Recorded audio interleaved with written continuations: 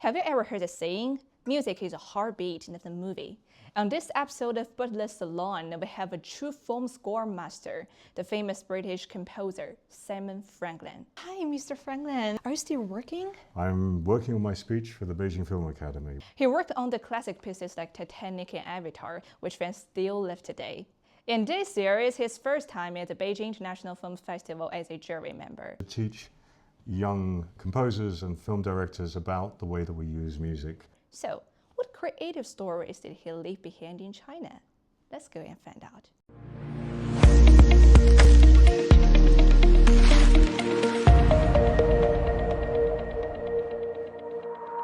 So, Simon, how many times have you been to Beijing? This is now my 15th trip to China. So I've been to Beijing probably 8 times at least.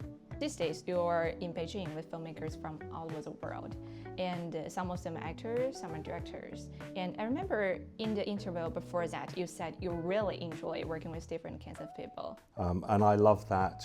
We have a phrase which is the melting pot, which is where everything joins together in the pot. It's the recipe of all these different people that makes it special. We had several very vocal disagreements about different films. 3 of us would say this is the greatest thing we've ever seen, and 3 of us would say nah. and there would be discussions like that. Yeah. Or we all bring our perspective, and sometimes my opinion would change as I would hear somebody talking to me about something that they saw in the film that I hadn't seen before. And that was really exciting.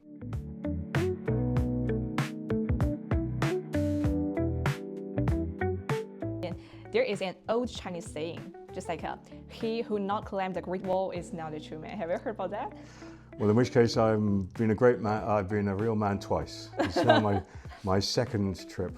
Second trip. To Mutanyu, and because I went first in 2015. You mentioned that you want to make a piece of music, original music for that place. Yes. So what cultural feelings touch you and made you want to do that? I think there's the sense of time. There's the sense of the journey of the 10,000 kilometers of the wall and the scale of it, but also that there's 2,000 years there.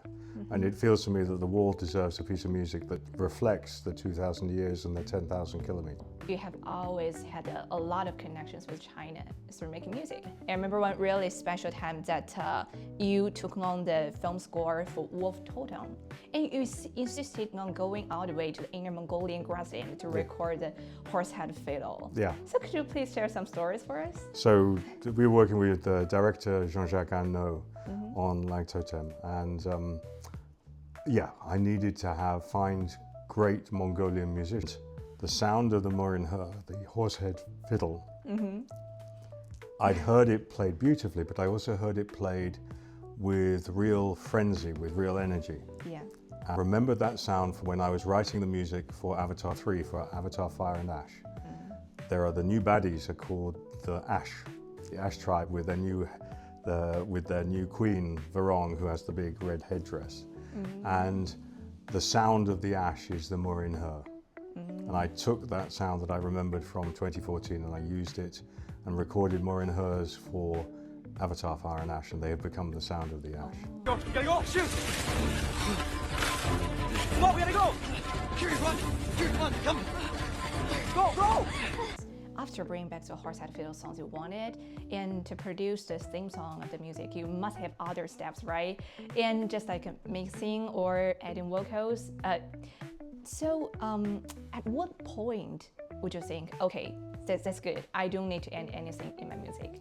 That's the difference between a professional and an amateur. Professional knows that done is better than perfect. So there comes a point when I know it is done. So not just to pursue the perfect in your film? Remember, I'm a film composer more than a composer. Now there's a difference. With a film score, there are things I have to do because of dialogue, or because of sound effects. All that are competing with what happens in my ear. And so my job is to work the music in harmony with the words. And this music just like bring audiences right into the grassland with its immersive atmosphere. And speaking of immersion, just like in the film Titanic, and I remember in the sinking scene, there's no singing, just orchestra. So why not play the song like My Heart Will Go On at the saddest time? And how does that artistic space mean the music creation? When we were doing My Heart Will Go On, it's at the end of the film. There's no dialogue there, you're just listening to Celine singing. Yeah. So you tend to put them when there's nothing else there. But for instance, the sinking, if you put lyrics, if you put words, you cannot help it. Your brain goes to a singing voice and starts to concentrate on that instead of Leo and Kate talking to each other, Jack and Rose talking in the water. If you don't listen to Jack and Rose, you lose the film.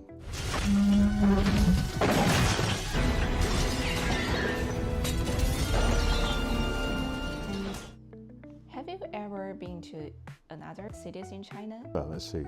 Shanxi. I've been to Wuhan, I've been to Wuhan. I enjoy Chinese people, but I also enjoy the food. The street market food in Wuhan was amazing. Yeah. So just going through the market and buying things from the market and eating it in the market. And there are a lot of differences between different cities. Just for example, and when you work in different cities in China, just like you mentioned Beijing, Shanghai, Shanxi, and do you get a different creative feeling? Just like in Milan makes people think more about fashion, but Rome just makes people feel more clean and peaceful. The music of the ethnic minorities is so different. By Vietnam is so different to the music up by Korea. You go through and I really enjoy the different textures and the different sounds and the different singing and so on. Your trip to Beijing is coming to an end, and maybe when this interview is released, the Beijing International Film Festival is already be over.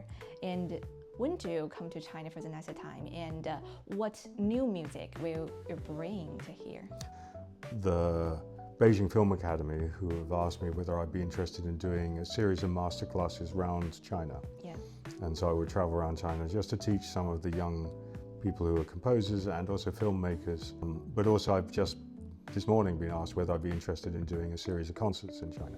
So that's something that I might well do, is bring some music and maybe perform here with, in concert halls around China.